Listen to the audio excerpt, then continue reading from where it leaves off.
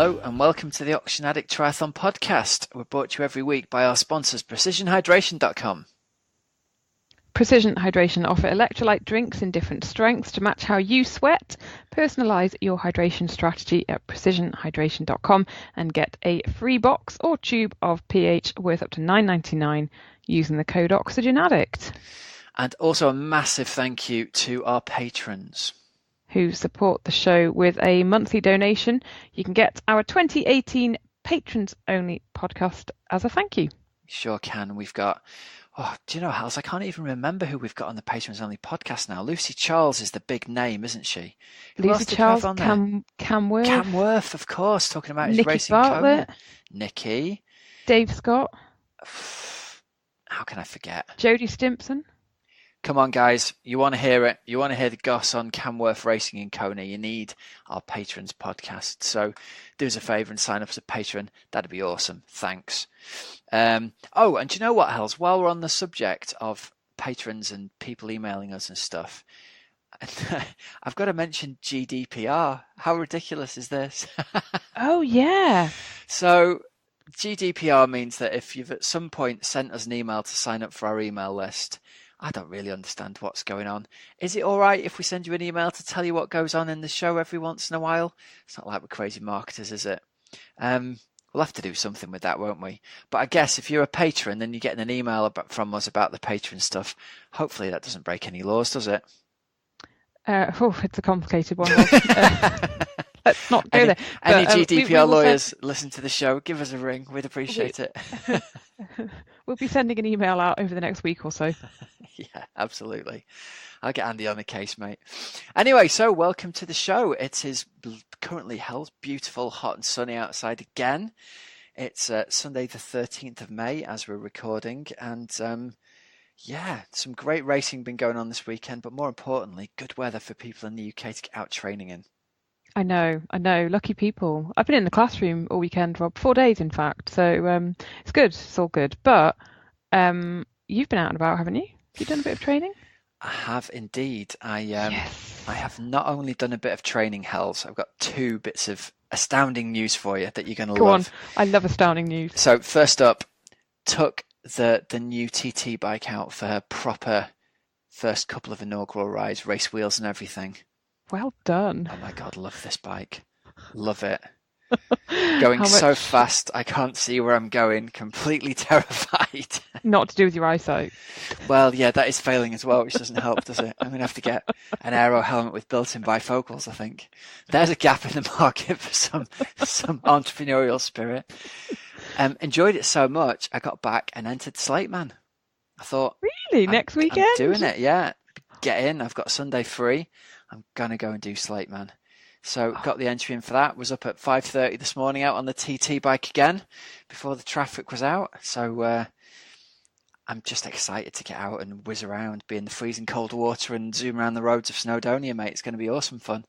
I am loving this. That's great news. I know someone else doing it, Rob. Louise Minchin, who we had on the show the other day. Oh, yeah, that's right. Yeah, she's been Saw training, her little tweet. Yeah, prepping for it. Looks like she got in the water, didn't she? I think the other weekend, went and did a training weekend. So getting acclimatized to the beautiful warm temperatures. It's got to be cold. You've got to take it. You know it's going to be cold. You just got to suck, tuck and duck. Deep breath. Suck, tuck and duck. Hold That's your like face. slip, slop, slap. It is. It's the surface phrase for when the big set comes through. Hold your breath. Get under the water. Take it. I love that. Yeah. We didn't have that lingo when we were doing our surf lesson in Bondi. Didn't know it. We were just like, oh, there's a wave. Let's go. The phrase God, there's a wave there. It's going to knock me off. Well, yeah, the phrase comes from this ex-pro surfer called Derek Derner, who was the guy he was the stunt surfer at the end of Point Break. And he did that like deliberate fall from a 25-foot wave or whatever. And I saw this interview with him afterwards and he's like, it's going to hurt, man. You just got to suck, tuck and duck. I thought, I'm having that line. We are educating everyone. Tell you what. Well, if you're racing Slate Man, say hi as you pass me. give us a push. You're allowed to push podcasters. I'm going to be in OA kit. I'm going to be rocking this is how much of a tart I am, Hells. bike is in matching colours, black, white and red. You've got to love that, right? Why does that not surprise me? I'm going to be doing Wilmslow Sprint, I think. Fantastic. So, yeah, that's what I'm up to next weekend.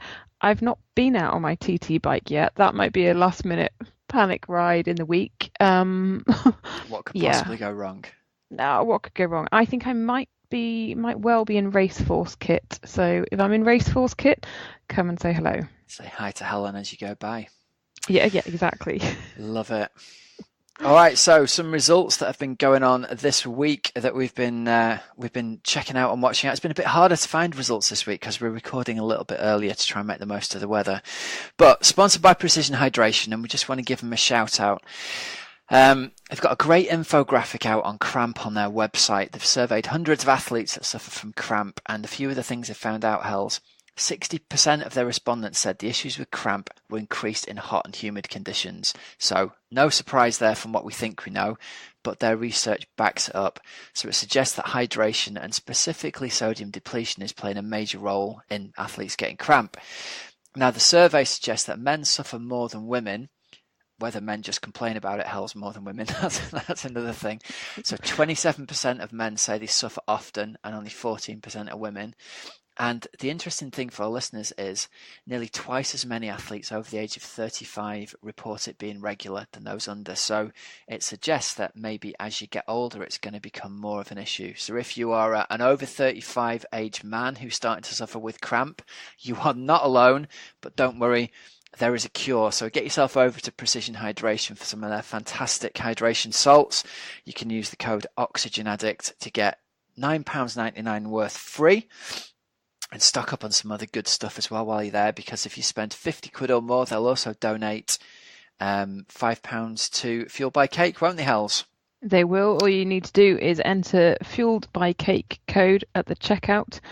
They'll tally it up and donate. So that one's for if you have already had their free box and you want some more precision hydration goodies and you want to help raise more money at the same time for young epilepsy and the local hospice around here, East Cheshire Hospice and Melanoma UK. Jolly good. All right, so let's kick off in Yokohama at the WTS race where it looks like no surprises really, dominating performances by Mario Mola and Flora Duffy in both of the men's and women's races. But interestingly, Hells, it looks like Flora Duffy, renowned for her bike strength, actually took it to them on the run this time. Yes, that is what happened, Rob. She really did nail down that run, but again, it's almost like now it's like we used to say about Gwen. It's like, oh, another win for Gwen, another win for Flora, but it just shows that her absolute class. But she's full of confidence, isn't she? At the minute? Absolutely, full of confidence. And the other person who will be full of a lot more confidence is Non-Stanford, because really, really happy for her. She got third, Rob. It's her first WTS podium in 2 years. And she admitted that she has been Googling jobs and things like that recently because really? Yeah. She said she spent last night Googling job applications and she was reading what she has to do for a particular job. So she genuinely did not expect to get third. And she's just saying that it's been such a tough 2 years because of injury and how tough and cruel the sport can be, but just that if you stay patient and you keep plugging away, you can get back up there. And she and Jodie Stimpson really worked together on the bike to bridge a gap. And also Jodie Stimpson ended up finishing 12th, but she sort of put afterwards about that patience thing and how she too has been working her way back, hasn't she? So I hope that we see Jodie back on the podium this year too, because she's such a trooper and she's been through so much over the past 2 seasons that it would be great to see everything paying off again, wouldn't it? Yeah, sure would.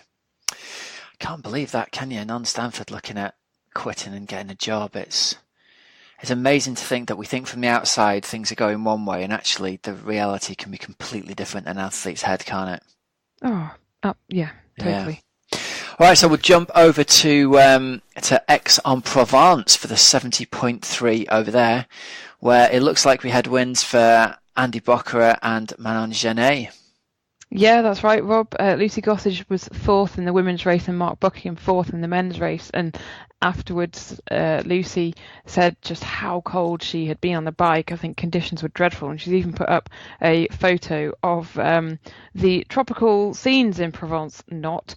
She said, Yeah. I'm feeling for anyone still out there, conditions just sounded like they were really, really tough and really cold. And it's not like Lucy's someone who only races in the sunshine. She doesn't at all. She's used to racing Bolton. She's used to racing Tenby. She is used to not racing in the warmth. So for her to say how cold she was on the bike, she did actually say it's taught me a lesson, to not to have a second layer. But yeah, if she's feeling it, then it must have been chilly. Yeah, I think I saw Chris Standage's Instagram, and I think he won his age group and got his slot for the Worlds, and he said it was 9 degrees and absolutely hammering down all day, and he was just Ooh. shivering uncontrollably by the end of it.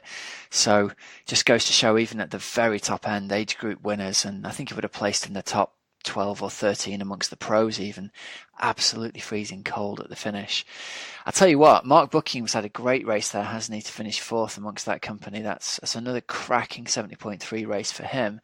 And I noticed in the women's race, in third place, there's a new British pro called Fenella Langridge, who was having her first pro race and first 70.3, who finished third, beat Lucy Gossage. She led out of the water, so she's a cracking swimmer. And she even outran Lucy, so it's a great performance for her. So I'd love to find out more about her. She's obviously one to watch for the future, hey? Yeah, Fenella's name has been popping up over the past couple of seasons. I think she raced the Cardiff Triathlon. She would have short won distance stuff, hasn't she? Yeah, she would have won. Can you remember we were talking about one of the triathlons in Exmoor, and she won it by a massive margin. So yeah, Oh yeah, you're right. Was it yeah, the one that used to be 70.3 UK that's been rebranded? no, it was a different one, something like a Beast or Exmoor Beast or something Yeah, like okay. that. So Oh she yeah, it's has coming been back to around. me. She's South Wales definitely. Great to be on the podium in your sort of official 70.3 Ironman debut, though, hey? Oh yeah, That's yeah, fantastic news. Good. yeah. Keep an eye on her. Maybe an interview for the future there for us, hey? Oh, yes, she said in her first 70.3, Rob, which must have been the Gauntlet, which was last summer, she won it and got a new course record. Talented lady. Yep. Cool. Now then, it's that weekend again, Hells, where we go. It wasn't long ago you were there. 70.3 Monterey's been on. I know. I saw the pictures of the beautiful, what is it, 1.9 kilometre long swimming pool effectively. And I thought, oh, such happy memories. 3 Was years it ago now, 3 years ago now? Wowzers. Yep, 3 years Wow. ago. So it looks like Kaiser Sally took this one out. There's some great clips on the Twitter feed from Ironman Live, to be fair to them, of the run race between Rinny and Sally, and yeah, cracking tight racing between the two of them. Looks like they came through the halfway point with about 30 metres between them, and there's this great shot of Kaiser Sally looking over her shoulder, or kind of looking across that sort of, there's a little traffic circle they go around, Yeah. to see Rinny just, 30, 40 metres back. So Well, cracking racing. Sue Lindy was getting very excited about them because she coaches both of them. So she was saying how excited she is to see them both in action. And Rinny's husband, toe-in try, Timothy O'Donnell, was also racing. He just finished just off the podium in fourth. The men's race was won by Anthony Costas of France. Yeah, and then I think With your Starkey was... Yeah. Yeah, Starkey was second, and then Kevin Collington had a cracking run and ran himself up into third to jump onto the podium, which he'll be happy with, I think. I think so. And there was loads of racing out at 70.3 Mallorca. There was something like 3,500 age groupers racing at 70.3 Mallorca. Sounds like they had a bit of wind out there from the athletes that I coach who raced. It was a pretty windy ride.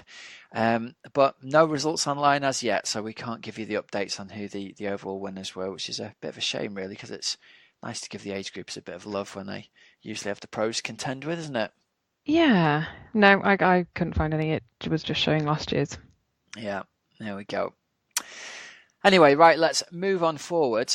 We've got Coach's Couch this week, and got a bit of an interesting story for you, Hells. Go on. So we're going to talk open water swimming again. We talked a Yep. little bit about this last week. One of the guys I coach posted in the Facebook group this week, and I'm going to read his story out because it's a bit of an eye-opener. This is Anthony's story. He says, I went for an open water swim with our group of 5 experienced triathletes. With 400 metres left to shore, I lost my breath. I started to panic when I realised I was clawing at my wetsuit. The last 200 metres seemed to take forever. I got to the beach as my friend got to me with my inhaler. Wheezing and coughing bloody mucus up, I eventually caught my breath. I literally had the pee scared out of me. A week ago, I felt bold as I ramped up training for the Worlds, and now my doctor and I are making sure that none of my new meds are on the banned list. So things I've learned, always keep a better eye on each other and don't just drop someone off the draft when you're swimming. Share emergency health info with each other and know where the inhalers are. Bring a buoy of some sort in case someone needs rescue, and if possible a spotter, and don't assume that only the newbie is at risk.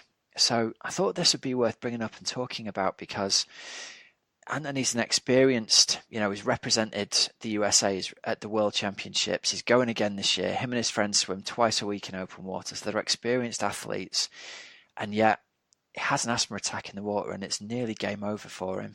So I know it's like, and it made me reflect on myself. I jumped in the other day in a wetsuit and thought, this is lovely. Off I go. I've done it for years and years and years and never given it a second thought. And every now and again, something like this happens and you think, man, maybe we should have a little think about something that you can do in order to look after yourself. I'm going to get myself one of those toe floats, Yeah, I think that's a really sensible idea. Because I think if you go to, I tend to go to an organised open swim place because I know if I get into trouble, they'll fish me out. Yeah. There are other people around, they've got safety boats. Yeah. And sometimes you think, oh, why am I paying, £5 or whatever to swim effectively where I could swim? It doesn't matter. But for me, it's just that safety aspect of it. And I'm just thinking back to even if I were to go on a beach in the UK, I'd absolutely make sure there was someone on shore and that I was with someone else. And then I remember when I was in Rio and I wanted to swim in the sea, and I specifically went over to the lifeguard and I was like, can I swim? Effectively I am. And he said, yeah, it's fine, but stick there. And you sort of think, right, well, at least I've told him and he's there and can. Yeah. Well, it's great if there's lifeguards around, isn't it? Yeah. I think the key is to just, for the guys who are like me, guys and girls like me, who'd like to jump in an open water and swim around on your own and kind of get back to nature, it's just worth having a little think about what can you do? Because nobody wants to be the guy who goes, don't do that, health and safety, don't do that. Yeah. But it's worth just having a little check-in. And I've reflected and thought, you know what, for the sake of 30 quid, I'm going to get a tow buoy and tow it around behind me. And it's just a little bit of extra something, isn't it? Yeah. Yeah. I think so. And yeah, if you can go with other friends. I see I haven't got any friends, Hells, that's the problem. Well, I know, I was thinking that. Oh! Saucer of milk for table 4. I think that came out wrong because I didn't mean that. But what I was going to say is if you can go with friends, well, clearly that's a better option. But sometimes you can't. Sometimes not other people are free at the same time when you're free. But I don't know. Personally, I would always be a little bit scared about going swimming on my own in open water. But that's just me. One to think about for everyone. Check in, take a couple of minutes, have a think about it, I think. Awesome. All right, all of that leads us to our interview of the week, which this week is with a chap called Dan Plews. Now, you might remember we mentioned Dan's name a while ago in the interview with Terenzo Bozzone. Dan is actually Terenzo's training partner and coach. Very bright guy. He's got a PhD in exercise physiology, and he himself was the top age group at Ironman New Zealand with an 8:35 finish overall and a 2:52 marathon. So he knows what he's doing. He walks the talk. He coaches people and is well respected, and it's a cracking interview. So here's this week's interview of the week with Dan Plews. Right, so it's great to welcome onto the show Dan Plews. Dan, how on earth are you today? It's very early in the morning here, which means it's probably pretty late in the evening where you are down in Auckland. Yeah, thanks for having me on the show, Rob. It is a dark coming into winter evening here in Auckland, but being from Yorkshire, the dark winter evenings can't really be that bad, so it's not too bad. Yeah, you've traded the Yorkshire winter for the New Zealand winter, so something's going right there, isn't it, to start with? Yeah, the New Zealand winter is definitely not quite as harsh.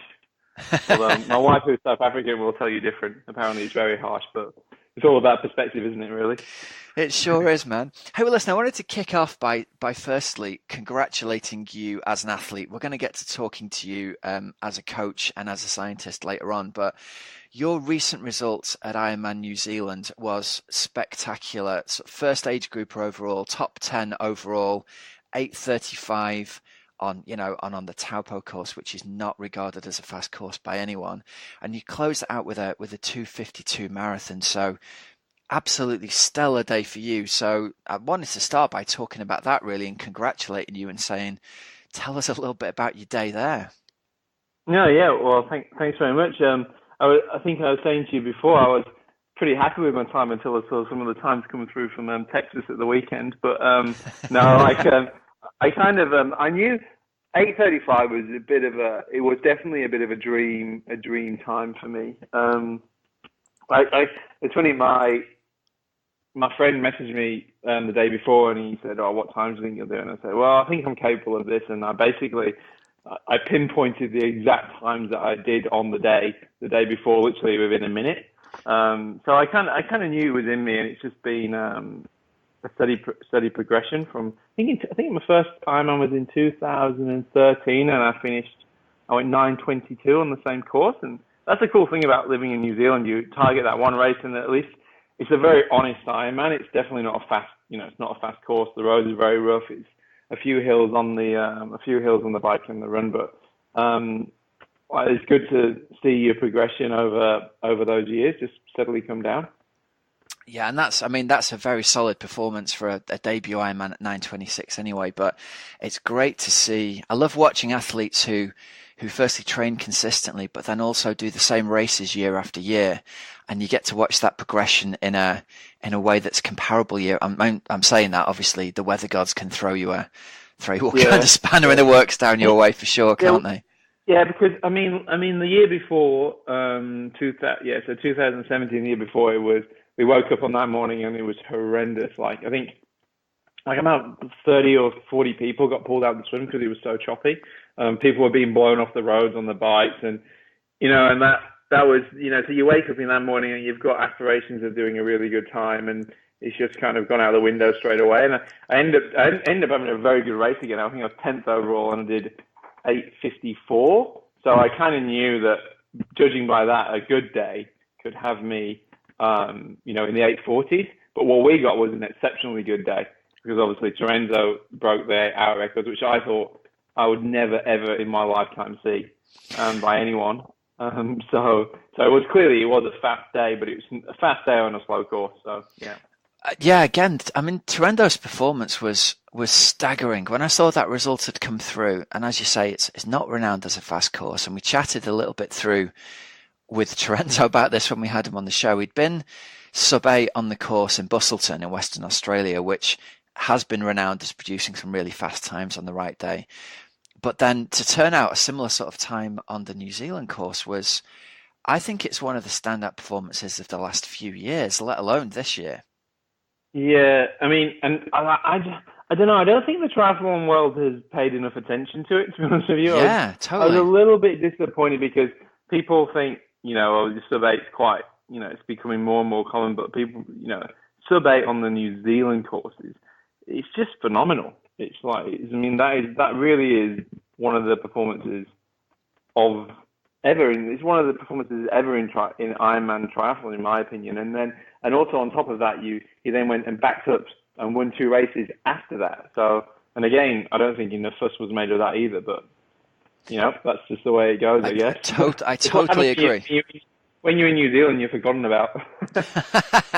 Well, I wonder if that's part of the thing, isn't it? You're on the other side of the world, and I think Chris McCormack spoke into this when he said, he knew he had to move to America and race in America if he wanted to get the recognition and the sponsors. So maybe there's a small element of that to it. But I tell you, we've been blowing the horn about it over here because I just think it's staggering. It is one of the performances of the decade for sure. And I don't think Terenzo gets the recognition that he deserves because a lot of his performances have traditionally, he seems to go really, really well at this time of year. And then obviously he had his breakthrough year in Kona with fifth this year just gone. But I think if he pulls out the stops and has the race we all know he's capable of at Kona and wins it, or podiums this year, I think maybe people will look back then and go, oh, look at that. All these performances were here and we we didn't notice them. Yeah, I don't know. I don't know whether that's. I think he doesn't normally. He's actually quite a slow starter. Like every New Zealand that he's really done, he's kind of always quite slow to get that starting. He always has very good back ends of the year because my like post Kona, he's always flying. You know, like then he kind of has a good off season, and then he takes him. And then he's not always going super good before Ironman New Zealand, and this year he had quite a short build as well. Actually, he just came up pretty quick. Well, let's talk about that a little bit as well, because I know from reading your blog, you and Terenzo have trained together a little bit, and we'll get to talking about you as a coach. But he talked a little bit on the interview about the effect that you've had on his training and how your relationship has shifted from one of being training partners to you having a bit more of a coaching and advisory role with him. So, I mean, it's pretty sweet training setup for you. If we look at you as an elite age group racer, getting to train with guys like Terenzo. Yeah, well, yeah, it is amazing, and it's also very hard. Which is a good thing for sure. And before New Zealand, I had another guy, our coach Jan van Berkel, over as well. So we had a really good little training group, like the three of us, and Jan also had some of his mates over. So we had a great group, and we were just feeding off each other every day, you know. And I always think that shared pain is half the pain, and it's so true. Like for example, me and Terenzo, we did a session in my garage at the weekend, and he was on his trainer and I was on my trainer, and I had it on Zwift, so I knew he could see my numbers.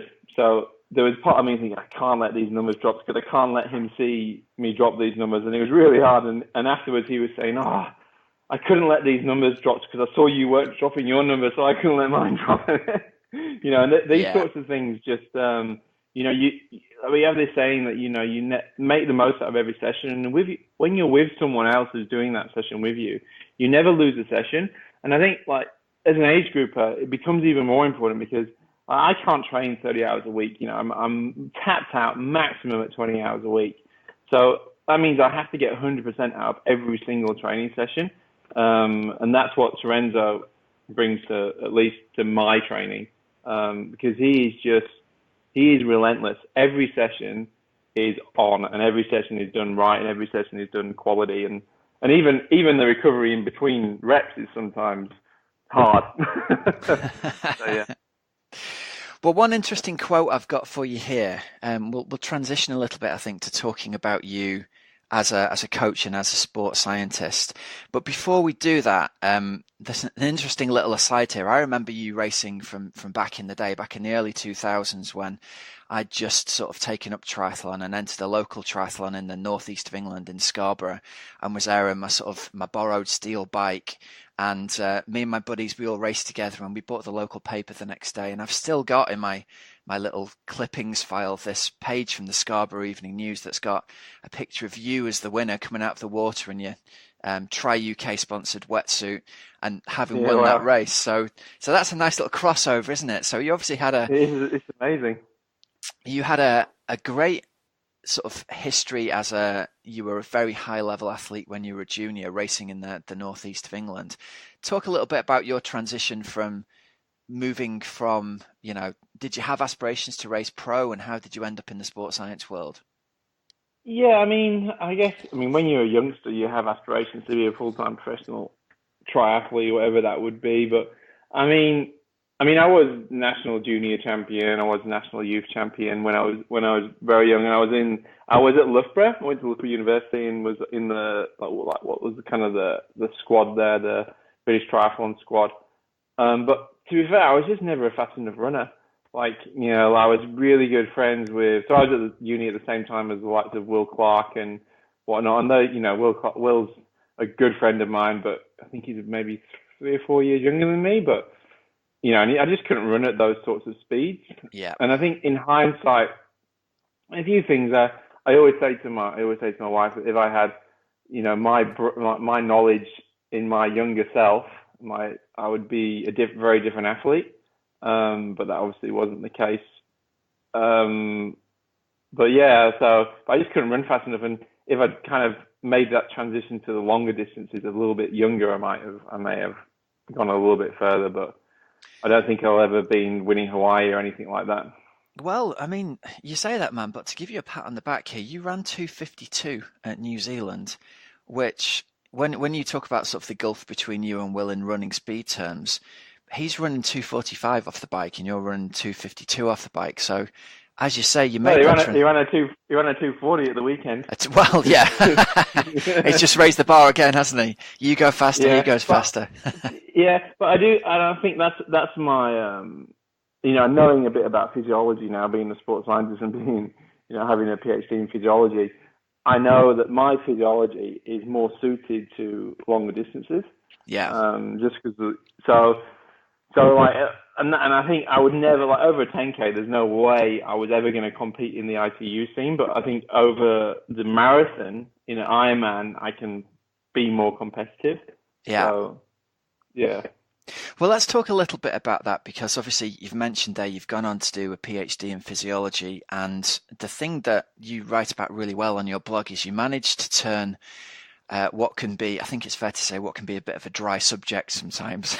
If you're trying to read published papers, it doesn't always make a huge amount of sense to the layman.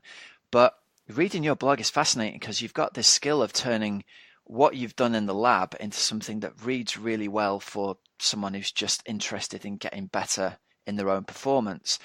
And I think the thing you've said there is something that most age groupers really hope is the case. I might not have the 10K leg speed, but if I do the training and I get the other bits and bobs right, there's every reason that I can translate what's a very average 10K by club runner standards into a really exceptional Ironman marathon run performance. I don't mean yours, I mean a person in general, And I think that's quite a common wish in a lot of people who sort of say, well, I might only be able to do whatever it is, 36 minutes, 38 minutes of 10K. But if I get the training right, that might be me running an exceptional Ironman marathon. Yeah, and that's one of the really cool things about Ironman. It's a massively trainable sport. And if you can train consistently and you can handle load well with a reasonable amount of load without getting injured, then you will get better. But I mean that's a genetic and a skill in itself, right? So yeah, I think that, with me, I'm naturally I've always been quite a good fat burner. I've always had super low lactate. Yeah.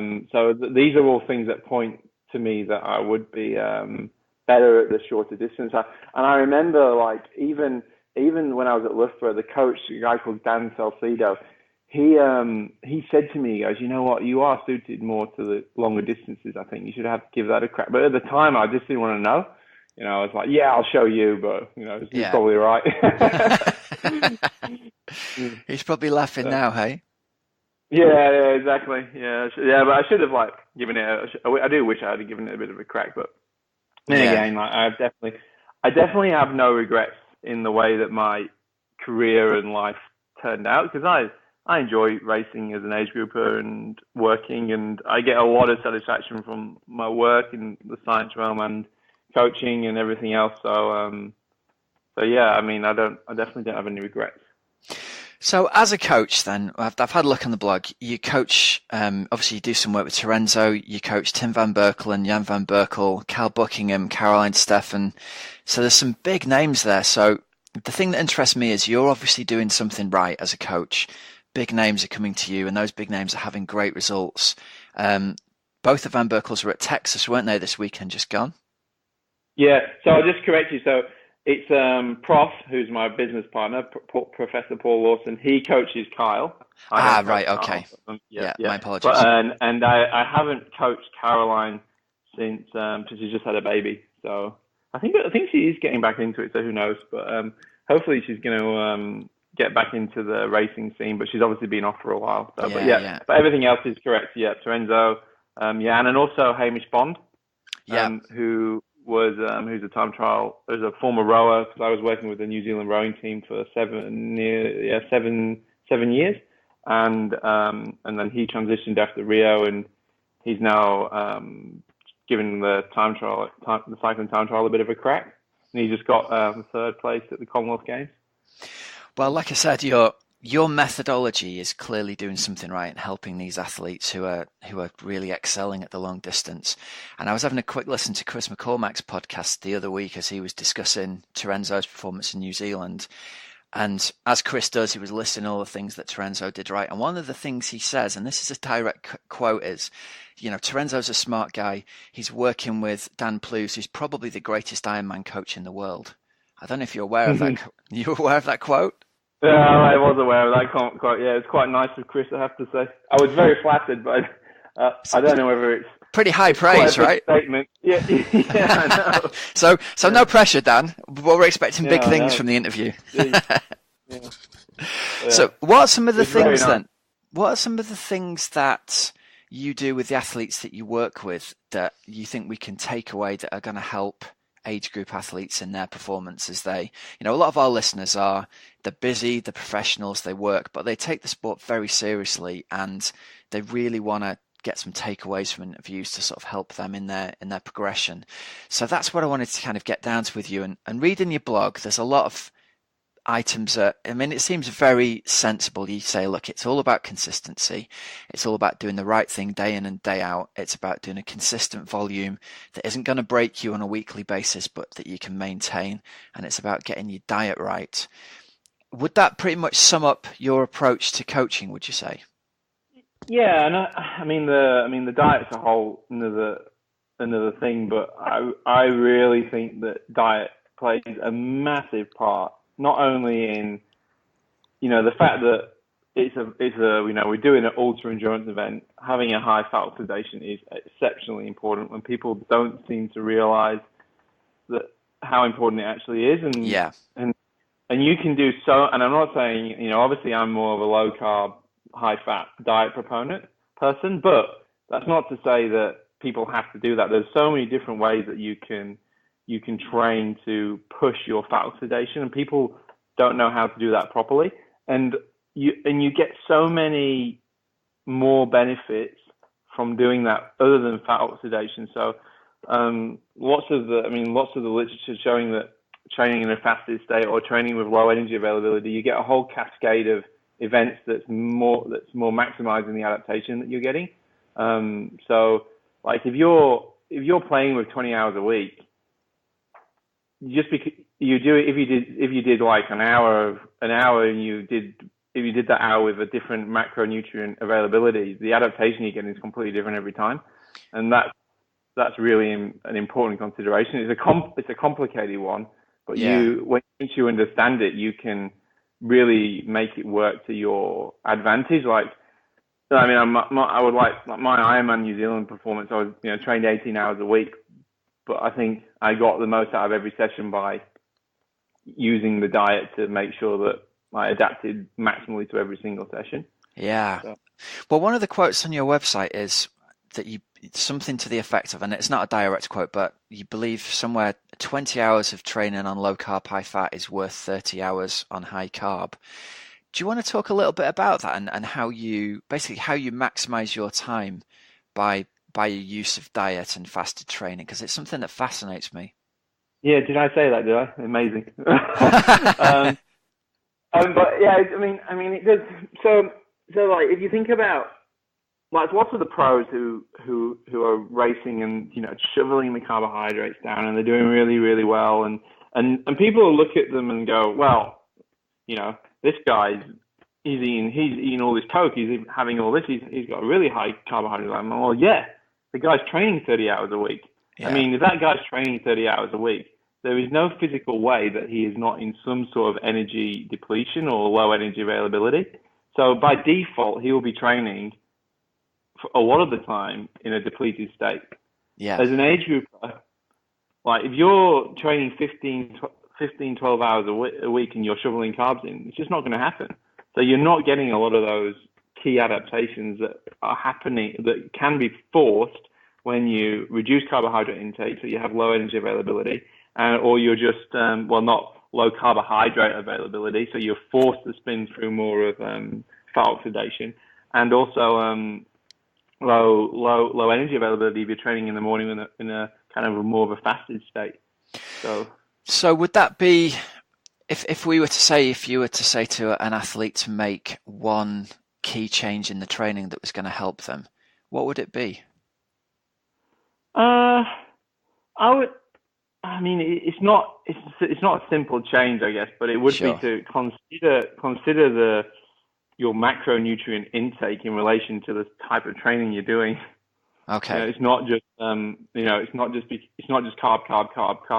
all the time. I mean, carbs definitely have its place when you're doing some high intensity intervals in a lot of people, but it's not when you're going out on a long slow ride, having a big carbohydrate breakfast and then having an energy gel every 90 minutes is just not the way to do it. Like you're really blunting a lot of the adaptations that you're going to be getting from that long ride, and you can get so much more out of it if you went in a little bit depleted, no carbohydrate availability, didn't continue, you had actually a low carb snack during rather than taking an energy gel or a high carbohydrate bar. And you get much more out of each session. Okay. And in terms of something that's always fascinated me is what do you actually eat when you're out on the bike? If you're going to go out for a long ride and you're going to go out fasted, I think a lot of age groupers' worries are, I'm going to have that experience where my mates put the hammer down on the climbs, my head starts spinning, I'm out the back doing 4 kilometers an hour. So what kind of protocols do you use? What foods do you eat when you're out on the bike? Because it's quite hard to avoid carbs, isn't it, in the everyday world? Yeah, I mean, you say that, but I don't really find it that hard. I mean, I've been doing it for a long time, but yeah, sure. And people think that the diet's restrictive, but then it's like, well, it's restrictive, but think of all the things you can eat. Yeah, okay. But think of all the things that opens the world to, like bacon and eggs. Like I remember when I was an endurance athlete, I'd be, I am an endurance athlete. When I was a younger endurance athlete at uni, I'd be like frightened of having the yolk in an omelette. Yeah. I'd be like having white egg omelets. It's just ridiculous things like full, like skimmed milk and like low fat yogurt filled with sugar. It's just nuts. And like to think that, my way of thinking has completely changed that this is no longer the case, and as a result, I've had a very positive effect. But to answer the question of what I eat, and this is a good plug now because I use S Fuels, which is they sponsor me, so they have low carb bars and fat drinks. So the drinks have just got fat, protein, and some magnesium and sodium in. So that's what I'll have. So it's still energy, because one of the things that you can run the risk of is, like, you don't want to be in the position where you're fasting and not taking on food that you're in low energy availability. So to the point where, you're in real calorie deficit every single day, because that has huge consequences on the endocrine system. And for males, like, they stop producing testosterone and, can have effects on the bone density and all that kind of thing. So that's something that you want to not go down that line, obviously. So having calories in the right macronutrient content is still very important, which is where having proper sources of food whilst you're out riding is the key. Before I was with S Fuels, I used to take, sometimes I'd take cream cheese out with me, or like little pouches of nut butter or something. Okay, that's interesting. Yeah. So that's what I'll take. Yeah, because I think that's the challenge for a lot of athletes is that I know people have spoken to me and said, look, I want to give this a try, but I literally don't know what to put in my jersey pocket. I reach for the cereal bar, great, it's in a wrapper, it goes in, off we go. I get the energy drink, I get the gel, I know that, and I'm happy with it. And I suppose it's just about, it's like you said, it's not that there's no other options out there, it's just you need an example and someone to lead the way and sort of say, all right, this is what I do, give this a try. Yeah, and and that was kind of a niche sports bar that someone on the low carb diet could follow. And I think F Fuels have definitely answered that question, and they have that available. But I mean, I'm fortunate enough that I'm sponsored by them. But even if I wasn't, I was using them before I actually got sponsored by them because they were pretty good. So, in fact, they're very good. So, yeah. Yeah, cool. Right, to shift focus a little bit away from diet, you did your PhD in heart rate variability, which has been a hot topic recently. And that's everyone loves it, don't they? Yeah, it's probably nobody better to talk to in the world than you, mate. Yeah, I know. It's quite amazing that I ended up doing my PhD in it, because now everyone loves it. So maybe it's because of you, Dan. No, I don't think so. So listen, for people who, I'm going to be dead honest, I'm only tangentially aware of it. One of my athletes has recently started tracking this, and that's made me go, okay, I'm going to have a look into this. For people who know nothing at all, can you talk us through the basics and why you think it's useful for endurance athletes, please? Yeah, so heart rate variability, or HRV as most people call it, is basically looking at the gap between each heartbeat. So some of these people might be listening from the UK. I remember in the show Casualty, yeah, classic British show. You always see like the ECG wave on the side of the person in the hospital bed, where they've got that big spike, which is called the R wave. So basically you're looking at the gap between those big spikes, which is the point at which the ventricles contract and they pump blood around the systemic circulation. So, and that's basically, if you put your hands on your chest, that's what you feel when you have your hands on your chest and you feel your heart beating, you're feeling that R wave. So what it's looking at is looking at the gap between those two beats, and then how much that gap is varying. So if we're sat here right now and our heart rate's 60, for example, that doesn't necessarily mean that the gap between the heartbeats is 1 second. It's actually changing all the time, and that's what it's looking at. It's looking at the variation, how much that gap between the heartbeats are changing. And the reason we're interested in this is because the more variation in the gap between the heartbeats, it's related to parasympathetic activity, which is like more rest and digest and kind of relaxation and repair. And the other side, when there's no variation, it means that you're more sympathetic, which is kind of more the fight or flight, or more of a stress response. So the reason it's important to endurance athletes is because we can use it then to kind of get a surrogate marker of how we're adapting and recovering from a given stress, or in this case, a given training load. Got you. And does this also... Did I get it there? Was that That's it, yeah. Thank you very much. That's all we need to know. We can interview over. But seriously, Dan, as I said earlier, your ability to sum up a very complicated subject simply, that explains it perfectly, because what we've essentially got is a measurement using equipment we've all got already that tells us basically how stressed we are and how ready to do some more training we are. Because I guess the bigger picture here is everybody who trains seriously lives in that constant fog of, I'm really tired. Am I too tired to do the next session, or am I being a wimp? And this has given us it's given us a measure of that. Exactly. Yeah, exactly. And like when I started doing my PhD, it was much more difficult to do HRV than it is now. So like back in the day, you could only do it through an ECG, and then you could do it through a polar, but then you had to do a 5-minute recording. But now we're in the position where we can measure the HRV through a camera on the phone in 1 minute. So in terms of like cost benefit, like the cost of doing it is nothing, but the benefit can be quite large.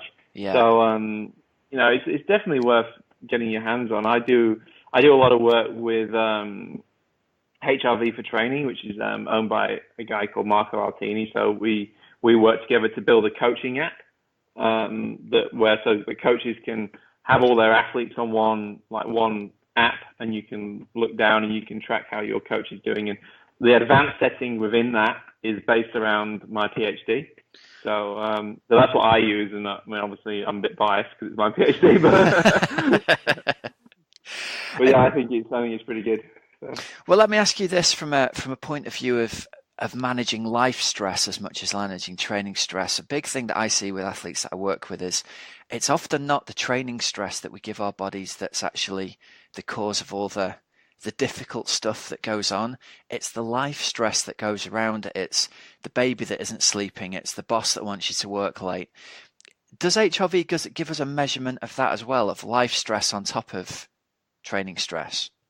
Yeah, and that's the main beauty of it, really, is Yeah. that people, it's not, HRV is not just for athletes. I've just actually written a paper with a cardiologist from Stanford University. We wrote a 2-part review on basically HRV for training and then HRV for health, because people with low HRV, there's a big relationship between that and death, pretty much. Your risk of getting cardiovascular disease is much higher if you've got low HRV, because that chronic stress is just not, it's just not good for you.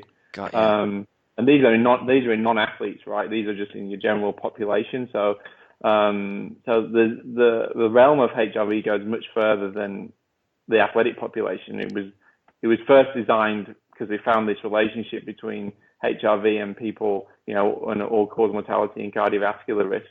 But then it moved into the athlete sphere.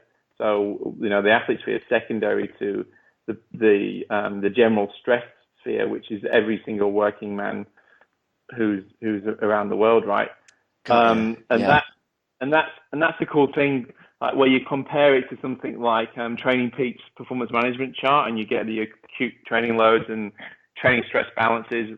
That is a mathematical model that is based purely on your training load. Yeah. So that has no indication of anything else other than the training you're doing. So that's not to say that that's a good model and you should not take it into account. But you need to take into account both. You need to know the training load that you're doing, that kind of area. But then the HRV on top is it's a really nice little addition to get a real holistic picture. Yeah, exactly that. I've so often said to athletes when they come with questions about what the chart looks like in Training Peaks, and they say, I'm worried that this is too high or that line's too low. That often isn't the biggest part of the picture, I don't think. It tells us how the training's gone, but you're exactly right. It doesn't tell us about what's going on in their life and the fact, they haven't had enough sleep, they've been stressed at work, they've got X, Y, and Z going on. So it's like HRV is that missing piece or it's not the missing piece of the puzzle, but it's definitely a significant extra piece of the puzzle that'll help people manage their overall health and wellness, which then in turn is the building block that performance can go on top of. Yeah, for sure, exactly, and that's where that holistic approach comes in, because even with the HRV, you still have some subjective measures that are quite key to bringing up giving you that holistic picture. So with the HRV for Training app, for example, you actually get a subjective measure every day that you have to fill out to give you that overall picture of what's really going on. Okay, so it asks you some questions as well as just measuring the variability. Yeah. Yeah. Okay. Well, let's. How does that then play on into the athletes that you work with? So, what effect would you see of HRV after, say, an athlete does a really big day of training? What would you expect to see in their numbers? Well, it depends on the model that you're looking at and the type of training you're doing. So, if someone's going through a really big training block, I tend to look at the averages and the rolling averages, and that's what the HRV for Training app will give you. Okay. It gives you kind of the rolling average of the blue line. So, and it's kind of comes out in a blue line. And what you really want to look at is I look at how that blue line trends up as they go through the training load, and they're actually adapting to it. So if it's a kind of more of a program that's more volume based, as we typically look at when we're dealing with endurance athletes, then I would expect to see that line to come up. If that line starts coming down, I'll start asking questions. Is the intensity of the training distribution wrong? Do I need to change this? Is the volume too high? And that's how I would look at it. I don't tend to look at it on a day-to-day basis. I look at it more in relationship to an actual training block than compared to anything else. Got you. So it's much more useful as a medium and long-term tool than an immediate. Yeah, that makes a lot of sense, actually. Yeah. I mean, you can. I mean, I think sometimes it's good in the immediate sense to kind of. I mean, I work with the Women's New Zealand kayak team, and it's a really good way for me to generate a bit of conversation with the coach. If I get an alert in the morning and it'll be like, HRV's low and the subjective's low, her subjective score's really low, then I'll be like, oh, okay, let's have a look at what, how's this girl feeling? Then if she gets on the water and she's not looking good at all, then, it kind of just puts your eyes on her, and it makes you then you might make a decision to change it. Yeah. Okay. Interesting. So I think it's something, it sounds like that, as you said, with an app and a smartphone, most people have got pretty much immediate access to, and even from a life stress point of view, it makes sense to start having a look at this, even if you're not there convinced by the benefits for your athletics just yet. It definitely sounds like something that it's another backup to the idea of, God, I feel really stressed out this week. Yeah, exactly. Yeah, for sure. And I think that's what it is. It is just a backup. I mean, I certainly wouldn't be holding your hat on it. I wouldn't hold my hat on any single metric, to be honest with you. But I think it's another really useful tool in the toolbox that can add a lot of, a real objective measure to what you're doing. Yeah. Great. All right, and let's bring this back around to you as an athlete as well to finish with. You've been 8:35 in New Zealand, and are you gonna go to Kona this year? Yeah, is that in I'm the going plans? to go to Kona. Yeah, I foolishly took my slot. Yeah, so I mean, me and Terenzo are on the same mission. It's quite nice. So we've got, we get along so well because we've both got similar goals. Obviously, he wants to do well at Kona to a different level than me. But we've also got young families and trying to get everything done and live in the world at the same time. So it's been really awesome. So yeah, I'm back to Kona. I was going to go last year, but unfortunately, well, that sounded really bad. Fortunately, yeah. My little girl was born on the same day as Kona, actually, on the very same day. So yeah, I didn't take the slot, and she was a week early and born on the same day. So. So that would have been slightly awkward, wouldn't it? If you'd gone, Yeah, I'll be back in time, honey. Don't you worry. Yeah, I know. And I mean, it was never a difficult decision to make, but I'm kind of it was quite good. So yeah, so this year's back this year to give it another crack. I went there in 2015, but I think you have to learn so much on your first go. Yeah. Well, and what would your ideal race be out there then? What are you hoping for in terms of performance? Because it's notoriously difficult to go and perform out in the heat out there anyway. But if you had your ideal day, what are you hoping that you can do out there? I don't know if I want to tell people that. Yeah, I mean, I think I can put together a pretty solid day. Like the age group race. Basically, if you beat Daniel Arif, you're doing pretty well. Yeah, but that's not an easy task. No, quite. So you're gonna have that experience of being at the pointy end. Well, not put any pressure on you here, Dan, but at the pointy end of the age group field. So, I know one of the things I read that you said in your blog is that age group racing is really different to pro racing in that in the age group racing, your focus is entirely getting your best performance out, and you're not really racing other athletes head to head.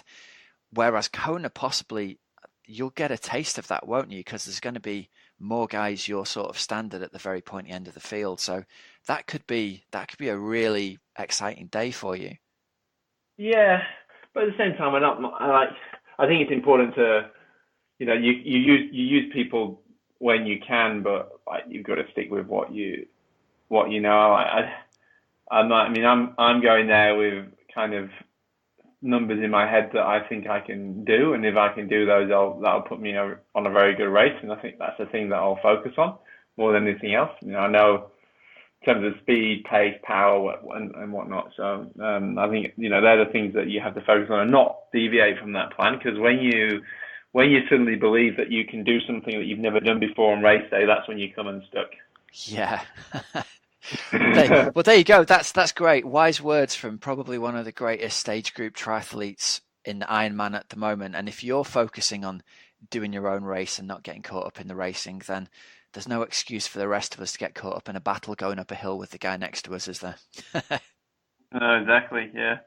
Yeah. All right, listen, Dan, thank you so much for coming on the show and taking the time to talk to us. As I've mentioned, you've got some fantastic material on your blog.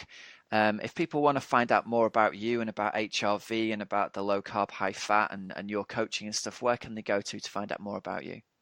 Probably the best place is plewsandprof.com, which is our website, which is the website of me and Paul Lawson.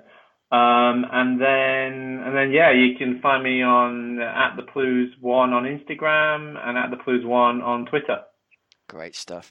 Hey, well, listen, thanks so much for taking the time again to talk to us. We wish you all the best going forward, and we'll be watching those results in Kona with bated breath for you, mate. Yeah, cheers, man. Cheers. Really enjoyed that, Hells. I thought it was a fascinating listen, Rob, that one. There's so much that you can learn from it.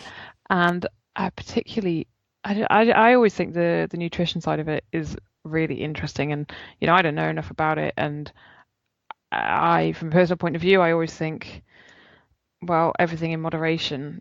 And then it's when you listen to someone like Dan and you're really going for actually this will make a difference. You sort of sometimes think, oh, maybe I should be changing things. But I guess it depends how, what are your goals as an athlete? It's almost religious, isn't it? That when people get into nutrition, and especially people who are, not that Dan is, but there are elements of people who are sort of fanatical about the low carb, high fat type thing. And it's just interesting to hear his take on it and his point of view as a sort of very calm, rational, scientific mind. And I found myself there. As you know, I'm sort of vegetarian and don't eat eggs and bacon and stuff. And Dan was sort of saying, you get to have eggs and bacon for breakfast every day. And I was thinking, yeah, what do I have for breakfast then? Yeah. But I did give it a try after the interview. I went out. I often go out and train first thing in the morning without having anything to eat. And I don't think of it as fasted training. It's not like a deliberate thing. I get up, I wake up for 10 minutes and then just go out and train.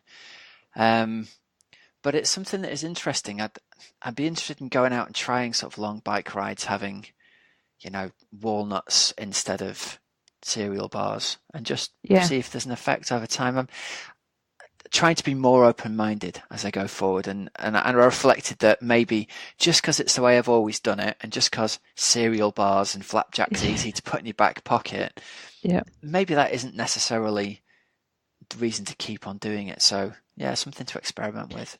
Well, I remember speaking to Jill Fullen after the Outlaw Half last year, and after she had gone through a treatment for cancer, she was saying she had completely changed her nutrition in races, and so she was looking for more natural fueling ways to fuel on the bike. Yeah. So she was using sweet potatoes.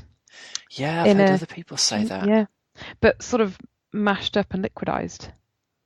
Wow. And I just think, actually, it's, clearly partly some science, a lot of science behind, but then a lot of marketing and money drummed into companies who produce energy bars and things, don't they? Yeah. So then you sort of think, oh, well, that's what we have to do. And then when you hear about Dan or other people and you going on peanut butter and then really working their bodies differently, it's just a very interesting topic. I clearly do not know enough about it to speak with authority, but there's no stopping yourself from reading about these and educating yourself, and like you were saying, sometimes I kind of thought, even last week when I was on that bike or riding through Italy, it's like I need food